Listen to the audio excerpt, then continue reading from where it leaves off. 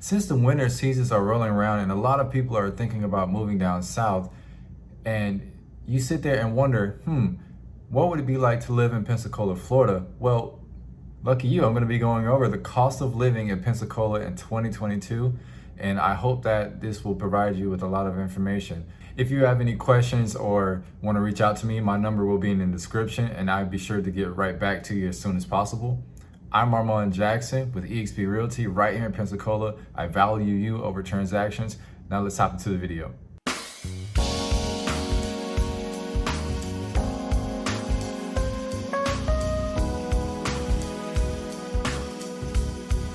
Now I did my research and I came up with two websites that correlates to what it is to live in Pensacola right now in 2022. All right, first we're gonna start off on payscale.com. And so they have a cool feature on here which allows you to calculate the cost of living from moving from whatever state you want to move from to Pensacola. And I ended up putting New York because that's an easy one. So let's take a look. So as you can see, for the earning needed to maintain current standard of living from New York to Pensacola is $8,699. That's not that crazy. That sounds pretty good. And then so you move down here and you see the cost of living in Pensacola is a 62.6% lower percentage. That is great. That's wonderful. And then the housing in Pensacola, get this, it's 83.5% lower than living in New York.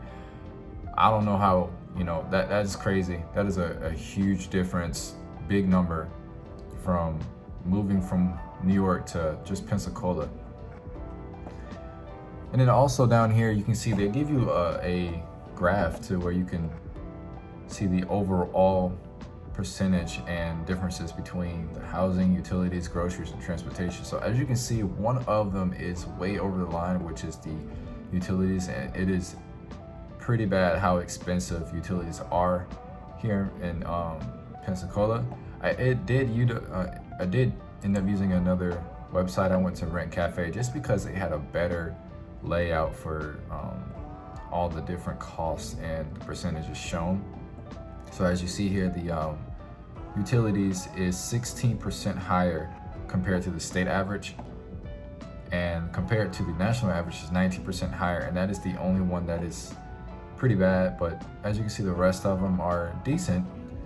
And if you look up here, it says the cost of living in Pensacola, Florida is 5% lower than the state average and 4% lower than the national average. So all I'm saying right here is that it is a good time to move to Pensacola. And so if you take a look here too, this is just giving you some average numbers for rent and home price. And you can see right here, it says $1,453 for rent and $205,000 for average home price. And the mortgage rate, this is not exactly correct. I did have to look at another website, Investopedia, to actually get a more accurate number. And the rates right now in 2022 is around 6%. It's a pretty high rate, and it affects a lot.